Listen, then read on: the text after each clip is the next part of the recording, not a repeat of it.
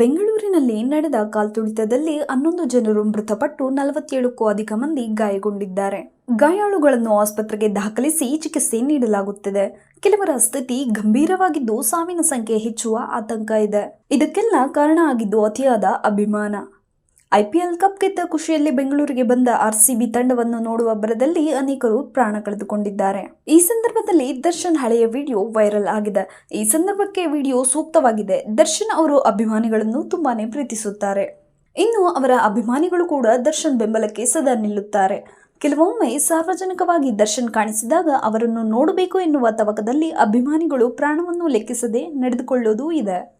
Darshan car ತೆರಳುತ್ತಿದ್ದರೆ fans ವೇಗವಾಗಿ ಬಂದು ಅವರ ಕಾರನ್ನು ಚೇಸ್ ಮಾಡಲು ಪ್ರಯತ್ನಿಸುತ್ತಾರೆ. ಆ ರೀತಿ ಆಗಬಾರ್ದು ಎಂಬುದು ದರ್ಶನ್ ಕೋರಿಕೆ. ಕಾರ್ಯಕ್ರಮವೊಂದರಲ್ಲಿ ದರ್ಶನ್ ಈ ಬಗ್ಗೆ ಮಾತನಾಡಿದ್ರು. ಬದುಕಿದ್ದರೆ ಮತ್ತೊಂದು ಸಲ ನನ್ನ ನೋಡ್ತೀರಾ, ನನ್ನ ನೋಡದೇ ಇದ್ರೂ ತೊಂದರೆ ಇಲ್ಲ. ಮನೆಯಲ್ಲಿ ವಯಸ್ಸಾದ ತಂದೆ ತಾಯಿ ಇರುತ್ತಾರೆ. ಆಗ್ತಾನೆ ಮದುವೆ ಮಾಡಿಕೊಂಡ ಗಂಡ ಹೆಂಡತಿ ನೀವಾಗಿರುತ್ತೀರಿ. ಆಗತಾನೆ ಹುಟ್ಟಿದ ಮಗು ಇರುತ್ತದೆ. ನಿಮಗೇನಾದ್ರೂ ಹೆಚ್ಚು ಕಮ್ಮಿ ಆದ್ರೆ ಸಾಯೋ ತನಕ ನಮ್ಮನ್ನು ದೂಷಿಸುತ್ತಾರೆ. ಅದು ನಿಮ್ಗೆ ಇಷ್ಟನಾ ಎಂದು ದರ್ಶನ್ ಪ್ರಶ್ನೆ ಮಾಡಿದ್ರು. ದರ್ಶನ್ ಹೇಳಿದ ಮಾತು ಈ ಸಂದರ್ಭಕ್ಕೆ ಸರಿಯಾಗಿ ಹೊಂದಿಕೆ ಆಗುತ್ತಿದೆ ಎಂದು ಅನೇಕರು ಹೇಳಿದ್ದಾರೆ. ಅಭಿಮಾನದ ಹುಮ್ಮಸ್ಸಿನಲ್ಲಿ ಈ ರೀತಿ ಪ್ರಾಣಕ್ಕೆ ಹಾನಿ ಮಾಡಿಕೊಳ್ಳಬಾರದೆಂದು ಅನೇಕರು ಅಭಿಪ್ರಾಯಪಟ್ಟಿದ್ದಾರೆ. ಈ ಮಾತು ಕೇವಲ ದರ್ಶನ್ ಹಾಗೂ RCB ಅಭಿಮಾನಿಗಳಿಗೆ ಮಾತ್ರವಲ್ಲ, ಅಂಧಾಭಿಮಾನ ತೋರಿಸುವ ಎಲ್ಲರಿಗೂ ಹೋಲುತ್ತದೆ ಎನ್ನುವ ಅಭಿಪ್ರಾಯವೂ ಕೂಡ ವ್ಯಕ್ತವಾಗಿದೆ. ನಟ ಕಮಲ್ ಹಾಸನ್ ನಟನೆಯ ಥಗ್ ಲೈಫ್ ಸಿನಿಮಾ ಎಂದು ರಿಲೀಸ್ ಆಗುತ್ತಿದೆ. ಈ ಚಿತ್ರ ಕರ್ನಾಟಕದಲ್ಲಿ ಈಗಾಗಲೇ ತಾತ್ಕಾಲಿಕವಾಗಿ ಬ್ಯಾನ್ ಆಗಿದೆ. ಕೋರ್ಟ್ ಮುಂದಿನ ಆದೇಶದವರೆಗೂ ಸಿನಿಮಾ ರಿಲೀಸ್ ಆಗುತ್ತಿಲ್ಲ. ಈ ಮಧ್ಯೆ ಕಮಲ್ ಹಾಸನ್ ಅವರಿಗೆ ಬೆಂಗಳೂರಿಗರ ನೆನಪಾಗಿದೆ. ಇದಕ್ಕೆ ಕಾರಣ ಆಗಿದ್ದು ಬೆಂಗಳೂರಿನ ಚಿನ್ನಸ್ವಾಮಿ ಸ್ಟೇಡಿಯಂನಲ್ಲಿ ನಡೆದ ಕಾಲ್ತುಳಿತದ ಘಟನೆ. ಈ ಘಟನೆಯ ಬಗ್ಗೆ ಅವರು ಸಂತಾಪ ಸೂಚಿಸಿದ್ದಾರೆ. ಬೆಂಗಳೂರಿನಲ್ಲಿ ಹೃದಯ ವಿದ್ರಾವಕ ದುರಂತ ನಡೆದಿದೆ. ಈ ಘಟನೆಯಿಂದ ತೀವ್ರ ದುಃಖಿತನಾಗಿದ್ದೇನೆ. ಈ ದುಃಖದ ಕ್ಷಣದಲ್ಲಿ ಸಂತ್ರಸ್ತರ ಕುಟುಂಬಗಳಿಗೆ ನಾನು ಮಿಡಿಯುತ್ತೇನೆ. ಗಾಯಾಳುಗಳು ಬೇಗ ಚೇತರಿಸಿಕೊಳ್ಳಲಿ ಎಂದು ಕಮಲ್ ಹಾಸನ್ ಪೋಸ್ಟ್ ಮಾಡಿದ್ದಾರೆ. ಈ ಎಕ್ಸ್ ಪೋಸ್ಟ್ ವೈರಲ್ ಆಗಿದೆ. ಕಮಲ್ ಹಾಸನ್ ಅವರು ಸದ್ಯ ಕನ್ನಡಿಗರ ದ್ವೇಷ ಕಟ್ಟಿಕೊಂಡಿದ್ದಾರೆ. ಕನ್ನಡ ಹುಟ್ಟಿದ್ದು ತಮಿಳಿನಿಂದ ಎನ್ನುವ ಅಜ್ಞಾನದ ಹೇಳಿಕೆ ನೀಡಿದ್ದಾರೆ. ಈ ಹೇಳಿಕೆಯಿಂದ ಇಡೀ ಕರ್ನಾಟಕ ಒಗ್ಗಟ್ಟಾಗಿ ನಿಂತಿದ್ದು ಸಿನಿಮಾ ರಿಲೀಸ್ಗೆ ನಮ್ಮಲ್ಲಿ ಅವಕಾಶ ನೀಡಿಲ್ಲ.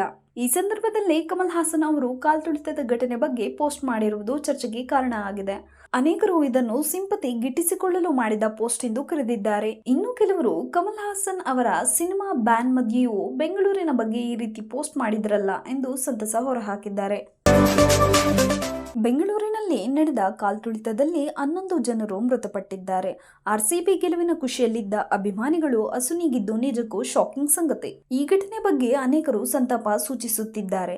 ನಟ ಶಿವರಾಜ್ಕುಮಾರ್, ನಟಿ ರಕ್ಷಿತಾ ಪ್ರೇಮ್, ನಿಶ್ವಕಾ ನಾಯ್ಡು ಸೇರಿದಂತೆ ಅನೇಕರು ಘಟನೆಯ ಬಗ್ಗೆ ಪೋಸ್ಟ್ ಮಾಡಿ ಸಂತಾಪ ಸೂಚಿಸಿದ್ದಾರೆ. ಸಂತ್ರಸ್ತರ ಕುಟುಂಬಕ್ಕೆ ಆತ್ಮಸ್ಥೈರ್ಯ ತುಂಬುವ ಕೆಲಸ ಮಾಡಿದ್ದಾರೆ.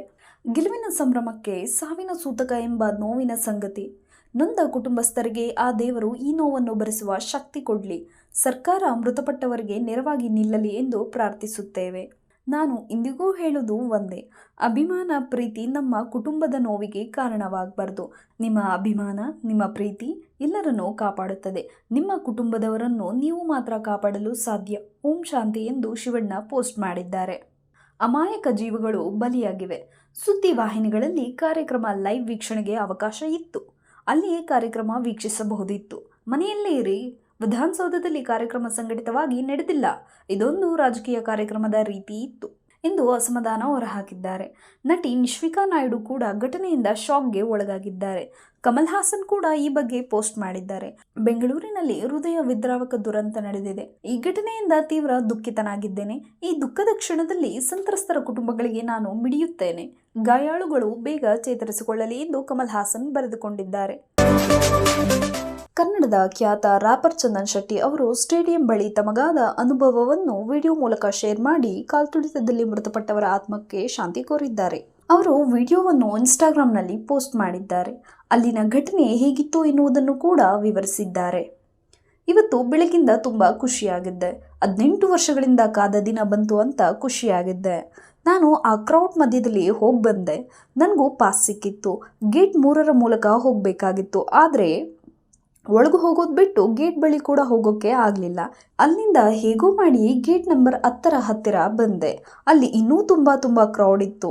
ಒಂದು ಗಳಿಗೆ ನನಗೆ ಉಸಿರಾಡೋಕ್ಕೆ ಕಷ್ಟ ಆಯಿತು. ಅದೆಷ್ಟು ಕಷ್ಟ ಆಗಿರಬಹುದು ಎನ್ನುವುದು ನನಗೆ ಅನಿಸಿತು. ಕಾಲ್ತುಳಿತದಲ್ಲಿ ಮೃತಪಟ್ಟ 11 ಜನರ ಆತ್ಮಕ್ಕೆ ಶಾಂತಿ ಸಿಗಲಿ ಎಂದಿದ್ದಾರೆ ಚಂದನ್ ಶೆಟ್ಟಿ. ಇನ್ನೊಂದೆರಡು ದಿನ ಬಿಟ್ಟು ಶನಿವಾರ ಭಾನುವಾರ ಈವೆಂಟ್ ಆರ್ಗನೈಸ್ ಮಾಡಬಹುದಾಗಿತ್ತು. ಟಿಕೆಟ್ ಇಟ್ಟು ಆಗ ಕಾರ್ಯಕ್ರಮ ಆಯೋಜಿಸಬಹುದಾಗಿತ್ತು. ಇನ್ನು ಯಾರ್ಯಾರು ಐಸಿಯುನಲ್ಲಿದ್ದಾರೋ ಅವರೆಲ್ಲ ಹುಷಾರಾಗಿ ಹೊರಬರಲಿ ಎಂದು ಚಂದನ್ ಶೆಟ್ಟಿ ಹೇಳಿದ್ದಾರೆ.